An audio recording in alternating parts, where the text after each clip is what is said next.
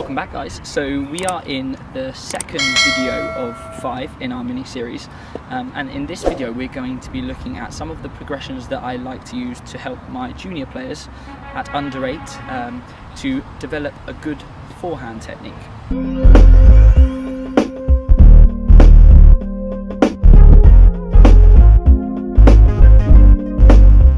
There are plenty of ways that you can develop technique in junior players. These are some of the ways that I like to progress the strokes.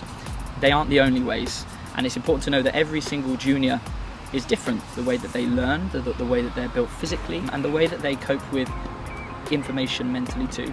So although these are quite simple ways of coaching, they're not going to work for everybody, but hopefully they'll work for most people.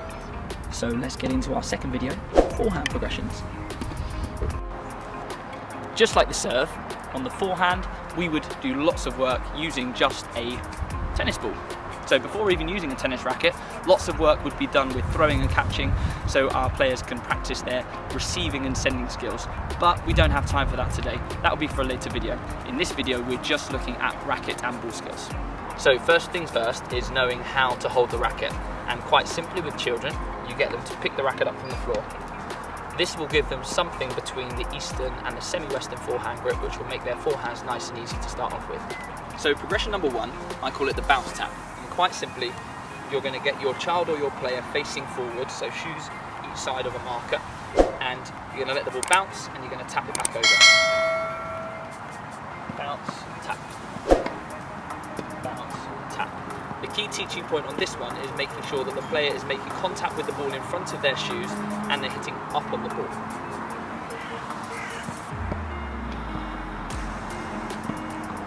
Once your player can do this comfortably, the next step is being able to do it on the move.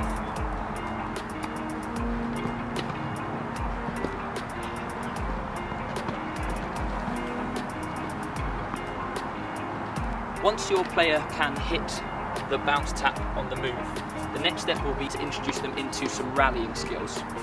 Once they can rally competently with the bounce tap, you'll move on to the next progression.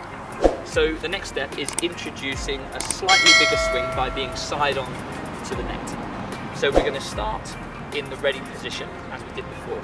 But when the ball comes in towards you, you're going to turn sideways and you're going to tap the ball back over the net, finishing with a tip stance because we've rotated our hips. So here we go, side on, tap. Again, side on, tap. One more. Once your player can do this consistently, the next step is can they do it on the move. Move to the ball, side on, tap. Tap. Again, once your player can do this on the move, they can then move on to doing some rallies, and once they can do rallies comfortably, they will move on to the next progression, where we will now be introducing a bit of a follow-through. Now, I call it a big nose finish. You can call it what you like, but we're trying to get that elbow up nice and high to finish the swing. So, side on, tip stance, big finish, side on, tip stance, big finish, and again on the move. One more, after the ready position, out to the ball. There we go. Again, repeated by rallies, and we're into the final progression where we will be introducing a slight loop shape. Now, a way that I like to introduce the loop is by calling it the mirror pose. So on the way back, before the racket gets to the back of the swing, we want the strings to be facing in towards the player like they're looking into the mirror. So we want it to look like this.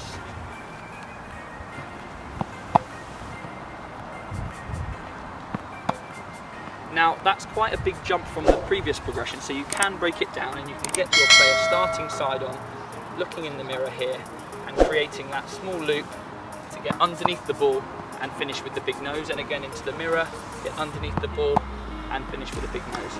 There's lots of ways that you can go about doing this. This is just one of the ways that I like to do. So, they were my forehand progressions. I hope you liked them. If you're a parent or a coach, feel free to comment underneath if there's anything else that you've seen on the tennis court or any other ways that you like to do it. And I hope to see you again in my next video looking at the backhand. Take care.